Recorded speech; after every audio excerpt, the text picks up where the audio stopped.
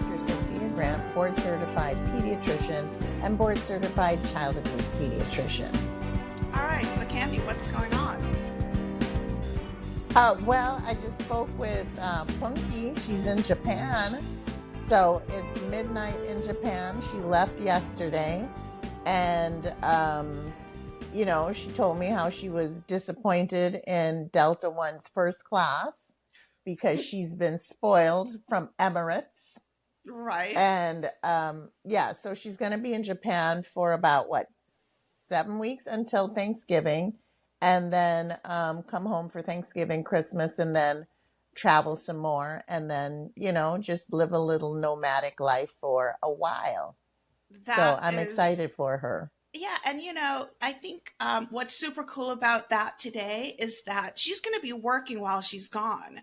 Back in our day, that was not an option. Exactly. But within this era of digital and technology and internet, she can work from anywhere, which is super cool. Exactly. Yes, yes. And I think it's a perfect segue because we're talking about the fearlessness of young people. But on today's episode, I am absolutely thrilled to have my second child and favorite son on the show. She's told me that, Bugs. This is Boogie. I call him Boogie, but he is Zachary Manuel. And Boogie works for the Office of Racial Equity up in San Francisco. And since we started the podcast, I know our kids don't listen to the podcast, but Boogie asked me, I don't know, maybe a year ago, so when am I going to be on? I'm like, what do you have that middle-aged people are going to want to talk about, Boogie? And I'm just kind of leaving it up to him. But the topic that we kind of settled on was the mental health of young people. Mm-hmm. All right, Boogs. So what are your thoughts? Why did you think that was important?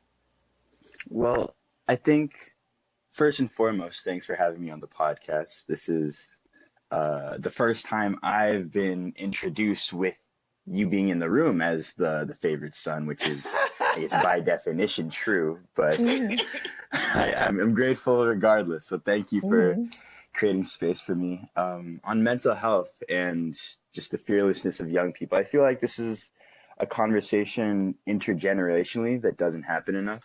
Mm-hmm. I think that far too many people go the ways in life without having these conversations and are able to fully be vulnerable with themselves, with their social network, to the point where they can find those right services to get the help and support they need to get back on their feet. Because as we all know, life has ebbs and flows. And I think that people are pursuing happiness and not peace. And I think that shows up differently in the livelihoods of so many people. So I think that was a hard conversation for me earlier in life. And I'm grateful that I'm here to the point where I'm happy, healthy, and emotionally intelligent to have those conversations and a social network that I can be open about. So, Boogie, I like what you said. Go ahead, Candy. Go ahead. Oh, I was wondering. I like what you said about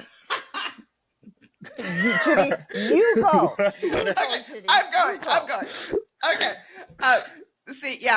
So Boogie, there's a huge stigma around mental health, and to tell people, and I recognize as a therapist that stigma is easing up, but still it's present.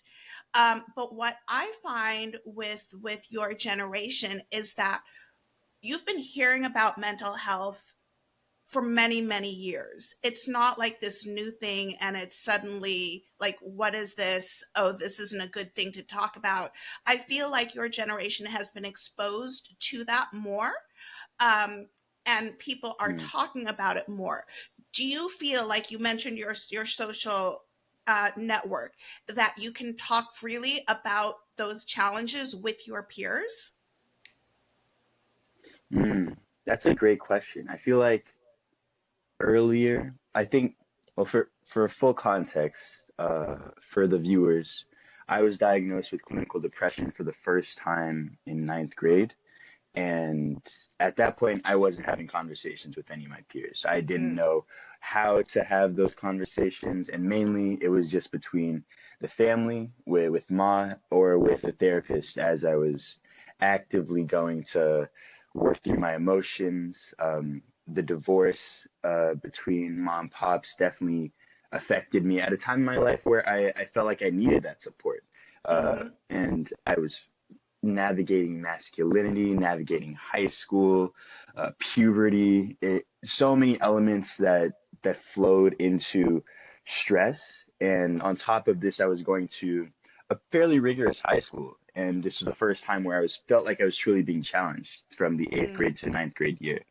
And mm-hmm, I think, of course, as you get older, you develop more tools to and more experience to have these conversations in a way that you can frame the conversation or have specific points that you like to communicate, what is and isn't allowable. Set your boundaries so you have a conversation that you can feel safer in, and your audience, whoever you're speaking to, can feel like they have a meaningful way to engage with you in a way that isn't awkward.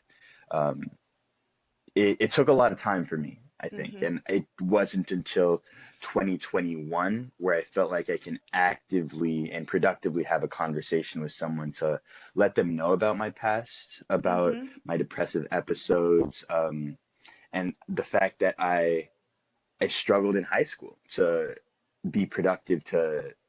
I was a serial procrastinator since third grade, and I think that being diet like I remember why I see you nodding your head. I was doing a project where I had to submit a new invention, and Boogie, I was thinking of that yes, too, like of the night course, before. that was the first moment, and I had this grand idea. I remember drawing in third grade. It was a lawnmower that was remote controlled. So I loved RC cars, and I was thinking, oh, you can just attach blades to the bottom, have a receptacle to pick up the blades of grass. That'd be fine. That was my project up until 24 hours before, which was consequently my birthday, April 8th. Mm, And I came to my like maybe 12 p.m. It's like, hey, I have this invention that I need to work through, but I didn't know how to have that that meaningful conversation and be like, hey, I don't know what I'm going to do. How can I pivot? We did pivot eventually to the sliver saver, but I think that speaks to uh, a point of stress that mm, compounded over time. And I mm-hmm, think that was something that I continue to face, but I just was able to develop tools, study habits, and tactics to not find myself in that position. mm-hmm. To the original point, I think that I've been it's been an iterative process for me. It hasn't been perfect every time. Even now, I feel like I leave a little bit on the table whenever I do have conversations. And it's also very rare because I like to be vulnerable with people I trust, and Mm-hmm. that comes over time. But I'm grateful to have a support system that knows who I am, can meet me where I'm at, and motivate me or just check in with me to ask, hey, how's everything going? Mm, Do you need support in this space in terms of social support? How can we get you to where you want to go and want to be? mm-hmm. And Mm. I'm, I think that I'm wholly grateful for just the radical vulnerability in my friend space, because I think that Right. it's oftentimes not that space where people don't have that same perception or understanding of mental health to the point where they feel either uncomfortable having those discussions. Mm-hmm. They may weaponize those feelings that you Yes. share back at Yes. you. And I've been in those situations. It's terrible. It's terrible. And I think it takes time to know yourself and then how to show up in the world that properly reflects what you're feeling. Mm-hmm. Mm. So, Boogie, as a mother, I've made mistakes parenting, but when you look back and you think about, okay, this is what I was going through, I how can our audience who may be parenting adult kids or teen kids, how can they show up in a way that's helpful? And what is something that's harmful that was done, that you think, oh, I wish this wasn't done, or I wish this was done better? Mm, okay, I think before I go into this helpful versus harmful, I'd like to say, in general, I'm grateful for my relationship to you both and the ways that the two of you have shown up as role models in my life. I think I would not be the person that I am today. I would not be as compassionate or as people centered as I am today without your parenting on Judy, without your presence in my life. And I'm grateful for that. Before I critique anything, I think that needs to be said. Okay, 'Cause so so butter us up first. Uh-huh. exactly, This is exactly. like classic executives start with a positive. Okay. The Okay. sandwich The method. Yeah. sandwich. Yeah. Okay, now to get to the juicy stuff where the Okay. no, I think that mm, whenever we moved to Texas, that was, I think, the hardest time in my life because so much of my foundation was rocked in that moment. Like Mm, the separation between mom and pops, I think that played a huge weight on me as I was entering a new school in an environment that I didn't know less than a month into the move. I think that all of those factors compounded over time. And Ma, you stepped up. Like we were going to a private school, we weren't in a public education, and there were multiple times over the years where I saw how much Ma you were working to cover that cost, and I was so frustrated because I was like I didn't truly value the sacrifice you were putting in order for us to be provided with that level of quality of life. And I think I didn't value the education that I was being given in the moment. I think in retrospect, I can see how that set me up for success in college, how I was able to grow intellectually and professionally into the person that I am now.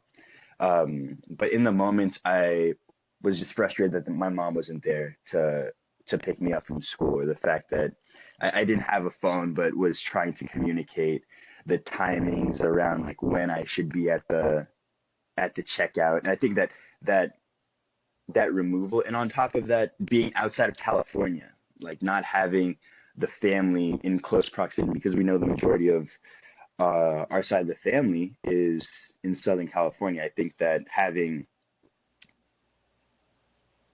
the compounded feeling of isolation mm, within the environment of Texas, on top of that, the isolation of us as a nuclear unit as a family. And I think a couple years ago, we talked about how that situation impacted all of us differently. And all of us have our different relationships and experiences that we faced and that we navigated in that time. And it felt like I didn't have that support. And I think that that's a critique that I had. I was very happy to go to public school just so that I could have you for dinners or like have you Mhm. just in my life more. I think going to like track practices or going to track meets and getting rides from other people because I knew you were working. I knew how much you were sacrificing and also how difficult it was for you to make sure that the bills were being paid, to make sure that we had food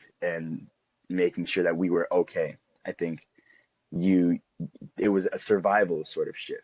And, Yeah. mhm. but on top of that, it wasn't just survival, it was how do I make sure that my children can excel? And I think the proof is in the pudding. You did a great job because we're here now. But in those moments, I I'm grateful for the friends and also the stability of my sisters to navigate that because even though we were going through different things, we were there, and I think that held a lot of weight for me. Mhm. Um, I'm as y'all know, I'm a serial procrastinator, but I'm a smart kid. but that only takes you so far. Yeah. And on the other hand, Haley is a smart kid and was on that. I don't Hmm. know if y'all curse on this podcast, but I'm gonna refrain. Um, yeah, she handled her business, and even more than that, she made sure that I was handling mine as well. And I I don't think I thank y'all enough for the impact. And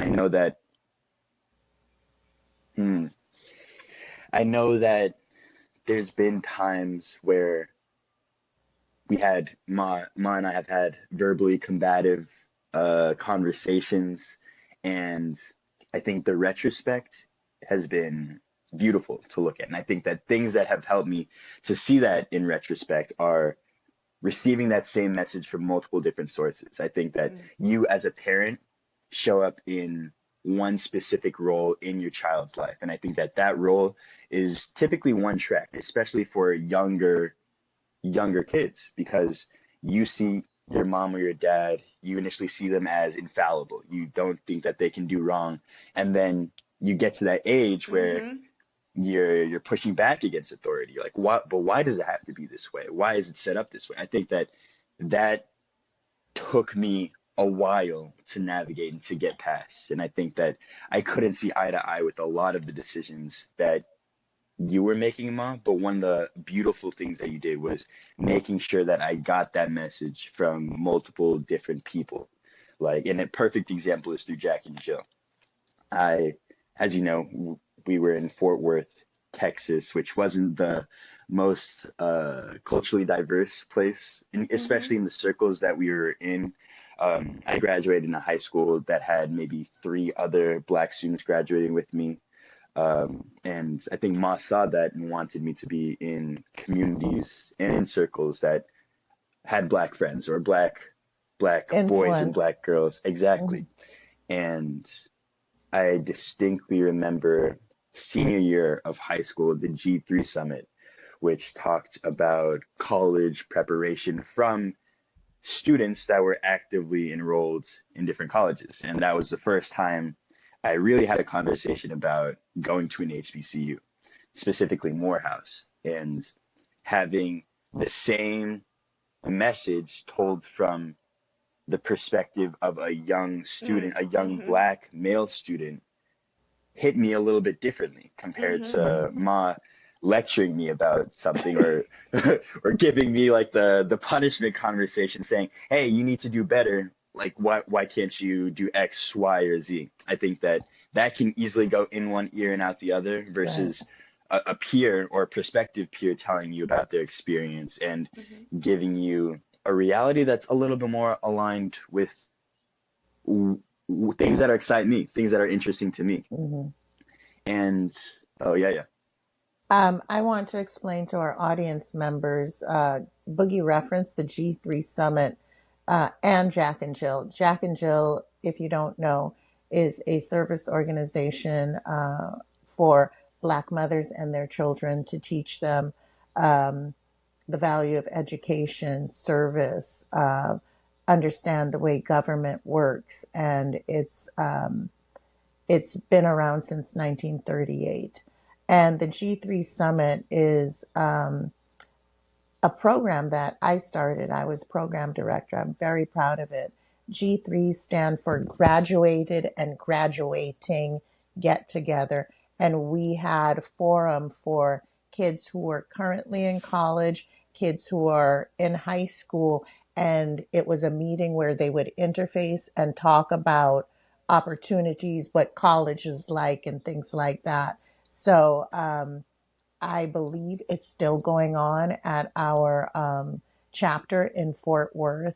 But at that function was where Boogie met a young man who was at Morehouse. And I don't think Morehouse was on the table when you went to that. And this young sure. man, his name is Temmie.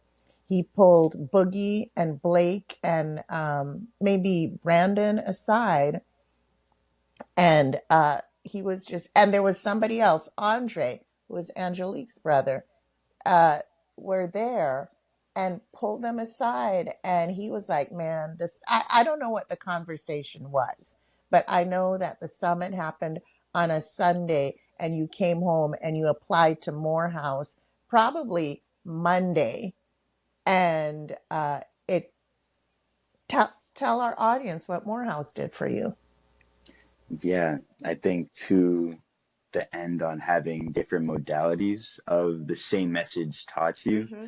um, it's important to, I think, education, having different windows and mirrors into um, your identity or reflections of yourself being broadcast back at you.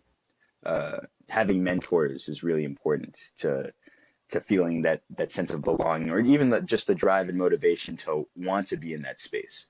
Um, I think to Morehouse's value for me in high school, on through my K through 12, I'd never had a black teacher. Just never had let alone a black male teacher.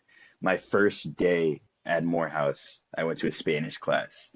My teacher was Dr. Zachary. He was from Nigeria.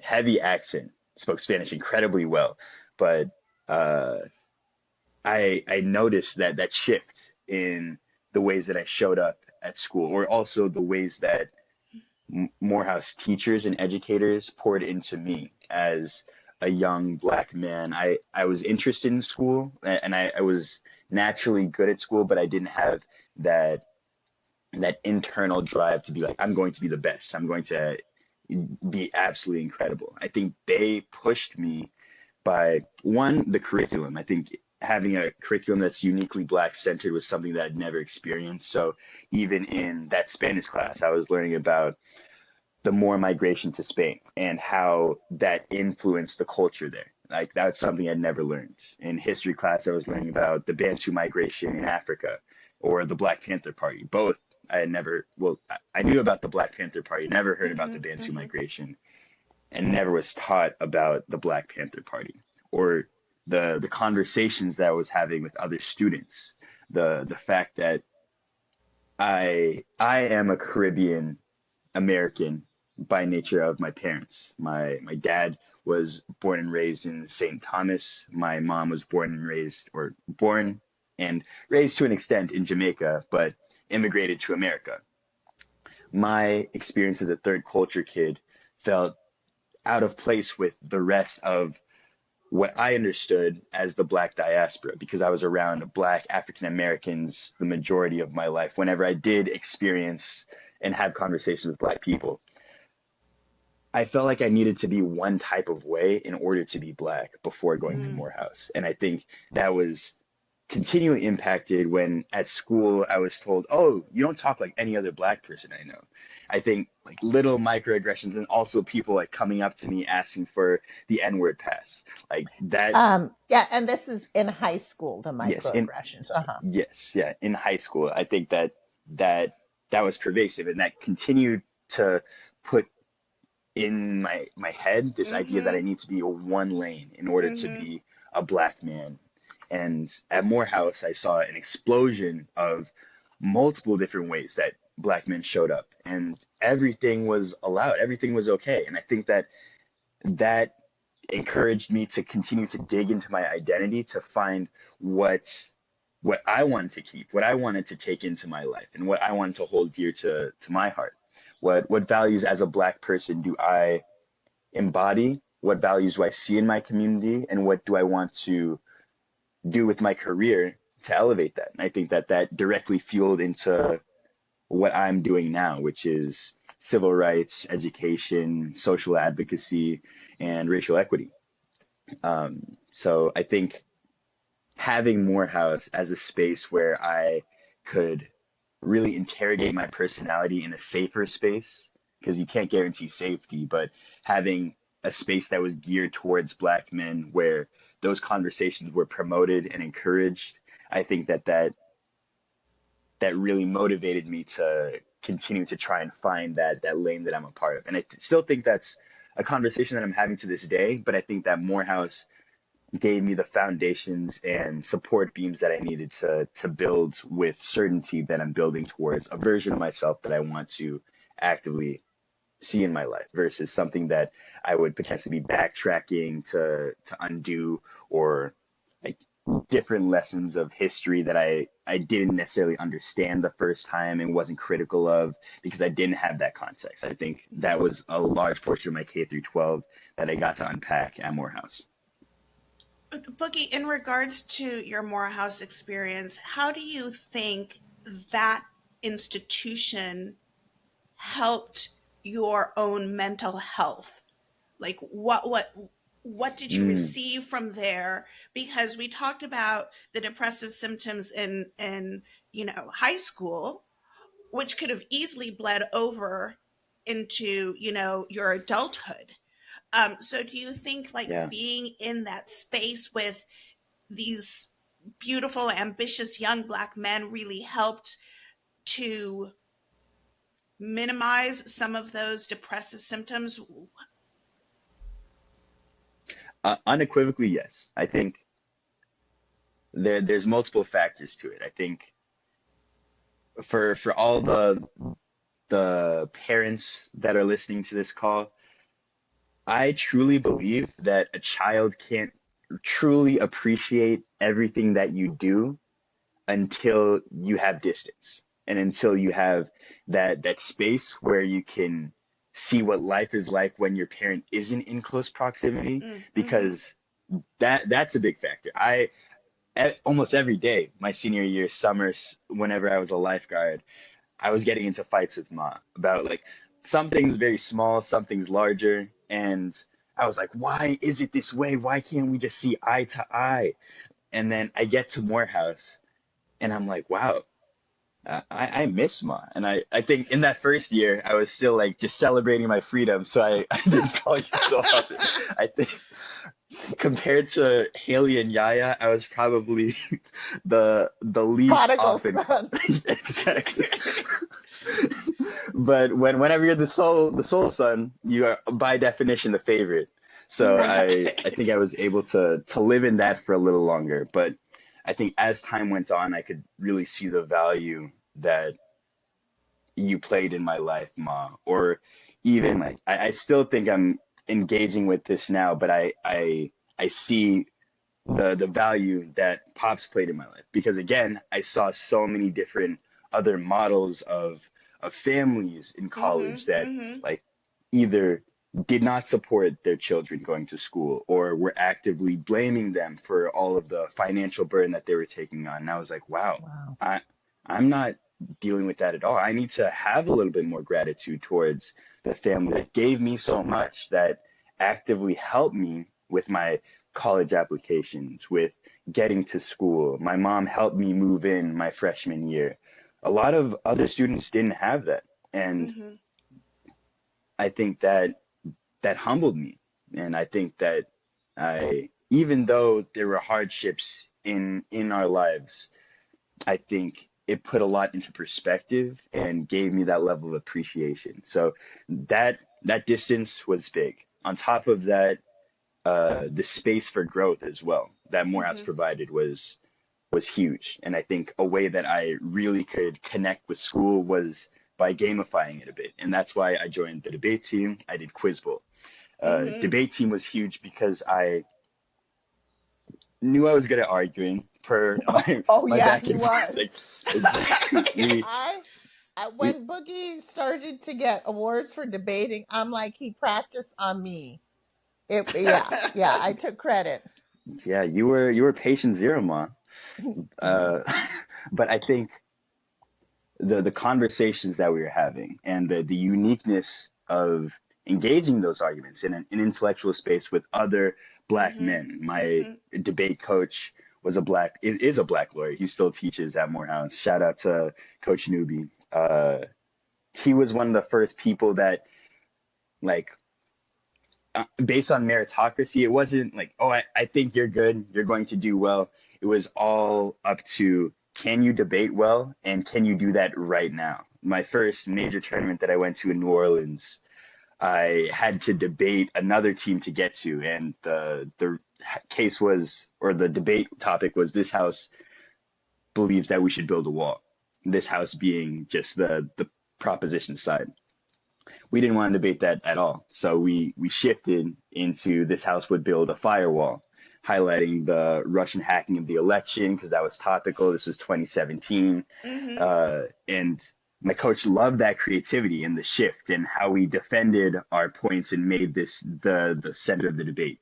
He sent my team to New Orleans. That's where I won my first debate award. And I think that those moments are baked into my brain as spaces where if you study, if you dial in, if you know your material, and if you are creative and innovative with the ways that you present yourself, but also can back yourself up with research, that will take you far. And I Mm-hmm. think that is a stepping stone in how I reevaluated or reprogrammed my idea of what education can do for me and continue to grow in my courses in political science, in national government, constitutional law. So I think to your question on how did Morehouse shift that, it provided me a space socially and academically where I could feel valued and that my Mm-hmm. work had Mm-hmm. actual meaning. And I think that connection shifted my understanding of my future. I think Right. let it be known that I also still wasn't the perfect student at that time, and it took me until my junior year to really dial into my studies because of scholarships. Because I knew that I couldn't stay at Morehouse forever, and I think that that shift happened junior year, and that was when you saw a stark shift in my grades. I think I only got a B like twice after that time, but yeah, Morehouse was huge because of all the ways that it shifted my perception of what I was doing and how that Mm-hmm. connected to my future. It felt like I Mm-hmm. was taking more ownership of my life and I had more autonomy to to feel like what I was doing held weight and mattered in a way that I found meaningful. Right. Okay. And I have a question for you. Boogie, move over in your screen a little bit. Uh-huh. Um, but when it comes to, like, I remember taking you and your siblings to therapists like soon after your father left. And I took you to multiple therapists over the years. Mm, What worked for you like as a kid? What was like working for you and what didn't? What did you like? What didn't you like? great Because question. I've shared frustration about finding therapists for mm-hmm. you. Um, but share your perspective on that a little bit. I think the first thing that came to my head was cultural competency. Uh, Whenever I first started going to therapy, my first therapist was a white woman. And I think in Texas, especially, there's this social stigma toward, well, I think in America, we live in the United States. We can understand how it's racist, but I think there's the additional factor of expectations that are placed on Black people and especially Black men. And I think whenever you have a therapist that's interrogating you and you can articulately respond back in a way that seems like everything's okay, then they're going to say everything's okay. And I don't think Mm-hmm. that that person was able to properly meet me where I was because they could only see, oh, this young man is extremely articulate for his age. Mm-hmm. And I was Mm-hmm. maybe 13 or 14 at the time. I was just answering questions as I knew. Like I felt like I wasn't really engaging meaningfully with the therapist because I could just skirt around the questions. And I wasn't paying for the service. I didn't think like, oh, I need to be fully vulnerable in order to get the most out of this. I was like, okay, how can I finish this hour so I can get back home to start playing video games or do X, Y, and Z, live my life, right? And basically get more off my chest. I didn't feel that level of connection until I found me a Black man that was able to see how intelligent I was, but also be like, oh, yeah, we can absolutely work on X, Y, and Z. Or I can see that this boy is hurting. Let me break down conversations or let me engage in critical questions that can make this boy think for a little bit and to Mm-hmm. process how he's internalizing his home dynamic, his studies, how he shows up in social settings. I think that all of that were conversations that I didn't have in deep and interactive ways compared to my first therapist where I could just answer in like 3 sentences and they think that I feel peachy keen. Mhm. Right. Right. Yeah. Yeah. I had shared that frustration, I think, on this podcast, and when I give talks about adverse childhood experiences, that I would drop Boogie off and wait outside, and they say he is so handsome and so polite, and because I think the white women uh, weren't used to or didn't expect a young Right. black male to be articulate and and not be like talking with quote unquote ebonics. And I was like, okay, he may be handsome and articulate, but I know something's going on with my son. And we'd go for a few sessions and then I would stop. And keep in mind, this was me working my job, paying for private school, and taking off of work to take him to therapy. And I was like, I did the whole female therapist thing. Then I said, no, this isn't going to work. Took him to a male therapist. And I don't know if you remember this, Boogie, but this man would, talk while playing chess. And one time he came out, he's like, this has never happened before. And I said, thank God, a breakthrough. And he said, he beat me in chess. And I'm like, is that your take home? And these were all covered with my insurance. And I knew what he needed was a black male. I couldn't find any. And I couldn't afford to go out of pocket.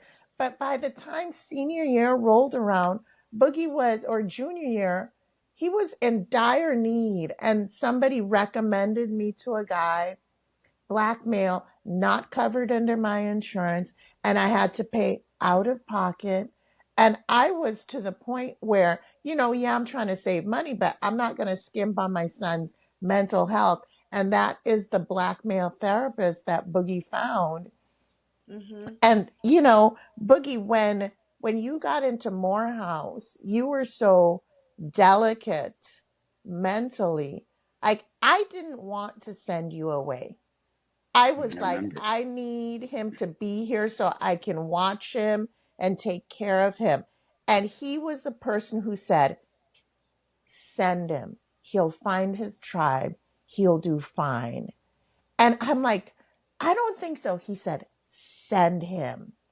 And I knew if I kept you home to keep an eye on you, you would always say, Mommy didn't believe in me. Mommy, that. And I sent you to Morehouse hoping you do well, but expecting maybe you wouldn't. And that would be fine too.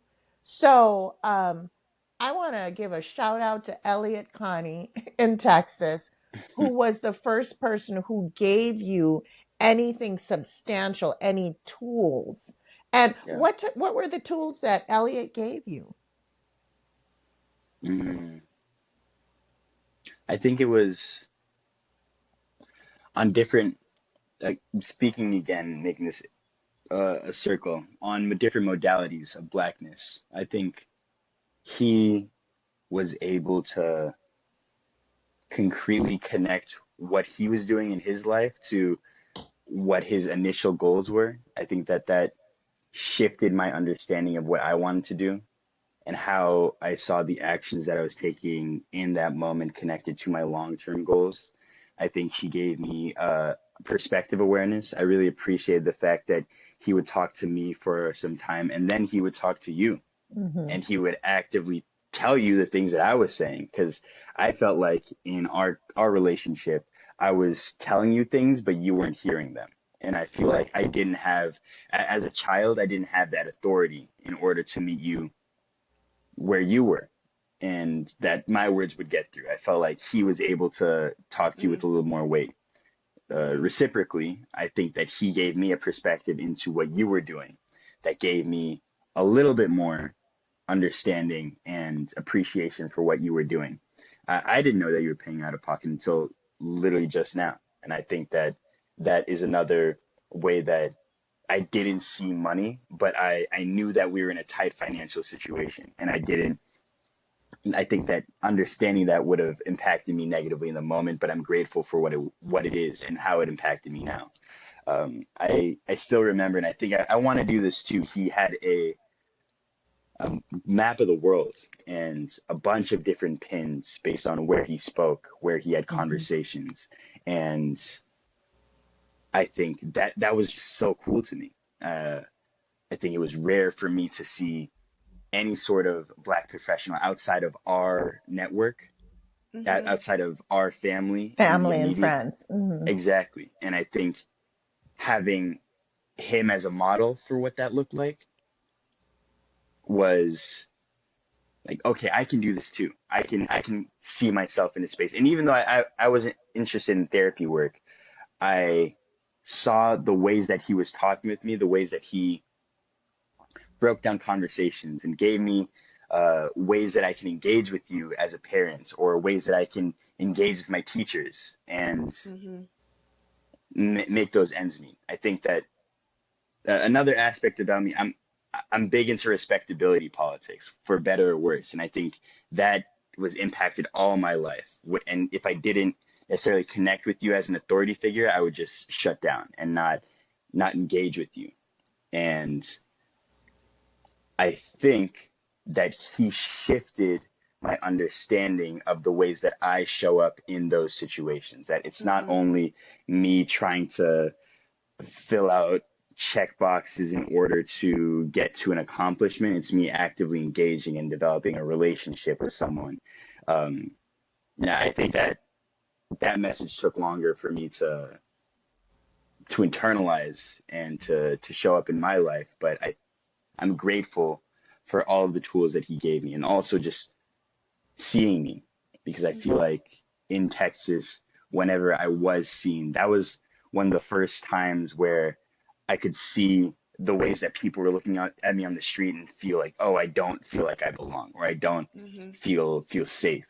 And I Mm-hmm. that was when I started avoiding people's gazes whenever we were walking by. And I think that that was an additional negative that wasn't even just like the pressures of school or the pressures of being the only man in the house. It was more so, how do I show up in the world?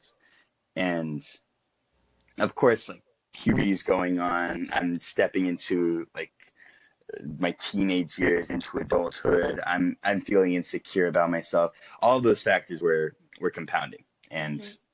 provided me with a space to shrink. And I think he gave me room to grow. Mm. Beautifully said, Boogie. Wow. Let me Yeah. ask you this. So we're obviously mothers of a certain age. Our children aren't 3 and 4 and 5 anymore. And we are learning how to parent our adult children. Mm, In regards to like the stage of life that you're in and we're in, I know I'm always trying to check in with my kids to see how they're doing mentally, right?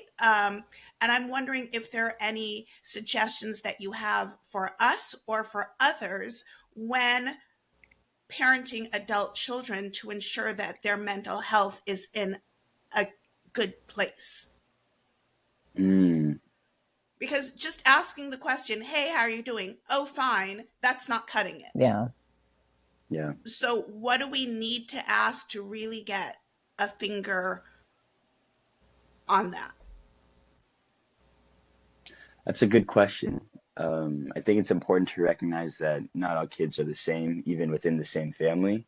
Your eldest could engage really differently with that question, "How are you?"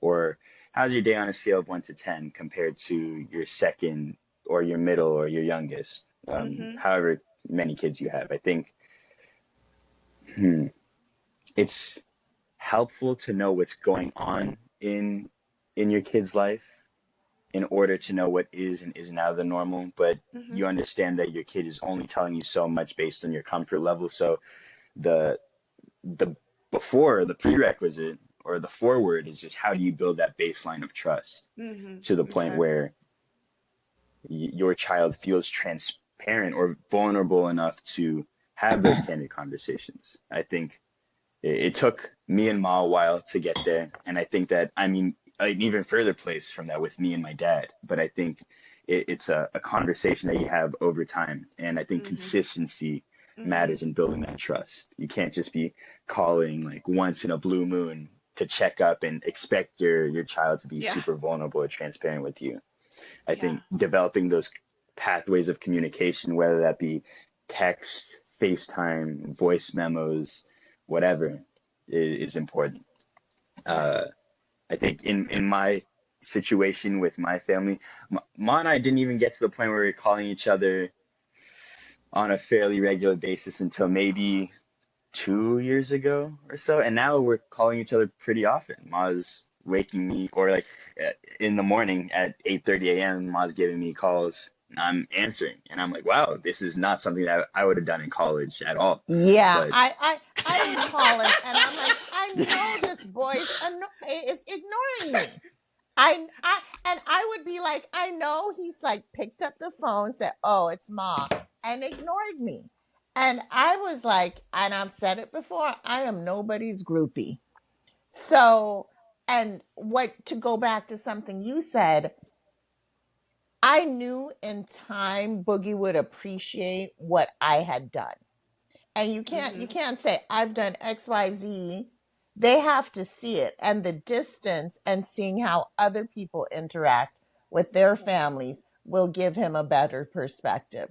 But I Right. do appreciate the times when we call and connect, and it's always a FaceTime call because I want to Yeah. yes, see yeah, what he looks like. Mm-hmm. I want to Mm-hmm. see what he's doing. I want to make sure and the locations. Um, I feel best knowing where my kids are, not to track them, but just to be Right. like, oh, he's here, he's there. Oh, mm, not to say check up on them, but it just makes me feel good to know where my kids are. And I have the weather of the locations where my kids are. So I can, be like, Boogie, bring a jacket today, you know, but okay. it I makes didn't know that. That may be a little bit too much. but it makes me feel good. It gives me security and Sure, allows yeah. me to kind of release them and know that they're okay. Yeah. Candy, Yeah. something about that location thing. Boogie, I have your location. I have your sister's. And it's one of those things like, and clearly my three children. Um, they know that we're not there to stalk them. They know we're there Right. just to check in and make sure they're good. And so I think, Candy, maybe other parents, if they, like you said, Boogie, that baseline of trust, um, if Hmm. you haven't established that, if I didn't establish that, I wouldn't have the location of my kids. You wouldn't have the location of your Mhm. kids because they wouldn't trust you with that information. And like I can Right. pick it up and see that there's, in such and such a place. Um, I'm not going to be judging or anything where they're going, what they're doing. And so I think Mm, that allows them to feel comfortable to say, yeah, here's my location, no problem. Yeah. Um, and I don't know exactly what we did to be able to establish that, but I'm grateful for that. I'm grateful for when Maya calls me, I call Maya and I hear something just a little bit off in her voice and I can say, what's going on? Yeah. You Yeah. know? And she'll tell me. mm, And Maya is one who absolutely believes in the power of therapy, and has been diagnosed with depressive and anxious symptoms. Um, and so, and I don't know. I'm a therapist. I try my very best to normalize that. And so she goes. Recently at Grayson's school, he started going. And so, I think for young people today, we're hearing about those entertainment, those celebrity models who are advocating for mental health, right? Who are talking about their own personal challenges. And so it's not necessarily coming from your parents, like, you need to go and do this. You see these people that you might look up to, admire, and you recognize, like, how normal this is. So I think that has Yeah, also helped this generation. absolutely. I think the conversation certainly shifted around what therapy does in your life. And I think that stigma, especially in Black community, has been critiqued Mm-hmm. to a significant degree to the point where people are receiving therapy more. Um, and I think that having those candid conversations can really elevate your emotional intelligence and give you a more critical perspective about the ways that you show up and can show up in your relationships. Yeah, the power of vulnerability is huge.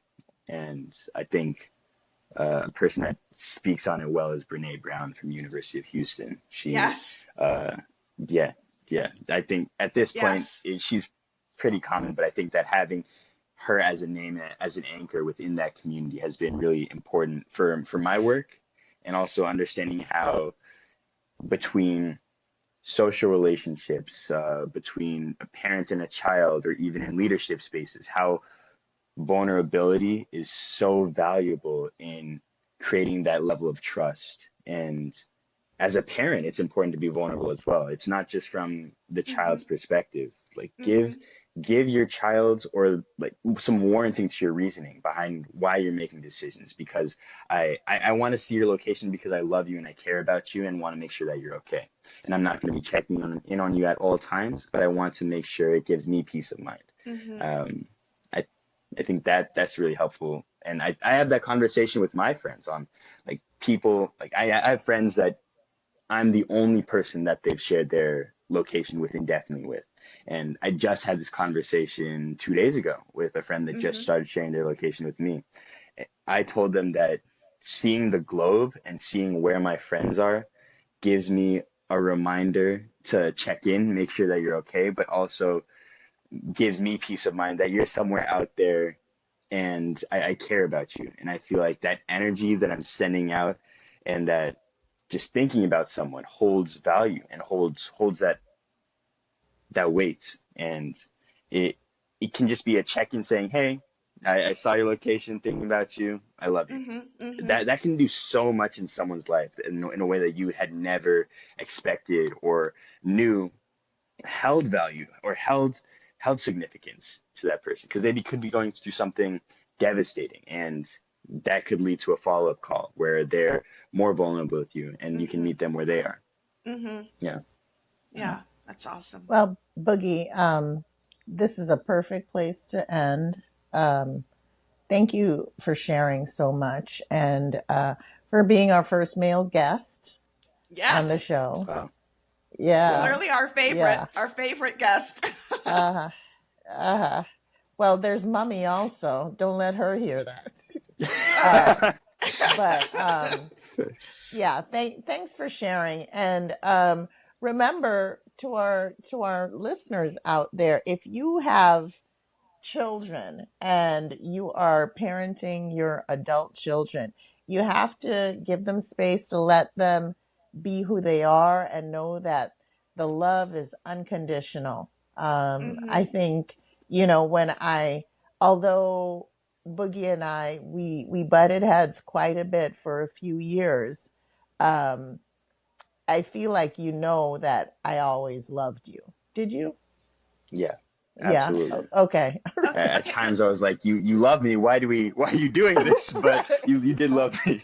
Uh-huh. Yeah. So hold on. I just want to end with this story, and I'm not going to do it justice the way the two of you can in regards to that unconditional love. Zachary, I'm not sure how old you are. Candy, you're going to remind me in a second. But you came to your mother challenging her love for you. Would you love me if I did this? Would you love me if I did this? And after everything, your mother said, yes, Boogs, I would love you. And then you came up with probably what you thought was the most horrendous Egregious, position yeah. egregious position. Would you love me if I went to jail? And your mother was like, yes, Boogie. And you were like, oh. And it might have been like one of those formative moments for you, like, oh, this shit's deep, and I never Absolutely. have to worry about that. I love that story. Yeah. Yeah. Okay. I think that was helpful to see there's levels to this. And Mhm. I'm very new to this, but Ma's true to it. All right. Okay. Is that a rap Well, thank you. Is that a rap lyric? I feel like I've heard that expression, but yeah. Absolutely. Yeah. Okay. All right. Well, Tusoka family, we're so glad that you could join us today and meet Zachary. I didn't mention it before, but I am the godmother, so very, very proud of that. And we hope that you will continue to join us on our episodes as we talk about mental health, as we talk about physical health, and as we talk about midlife overall. So again, thank you so much. Candy, how can our folks reach us? You can email us at twosokapodcast@gmail.com. Follow us on Instagram, Two Sisters of a Certain Age, and we are on YouTube at Tusoka and all podcast platforms. Wonderful. Until next time. Thank you, everybody. Bye. Bye. Thanks, Scott. No Longer Network.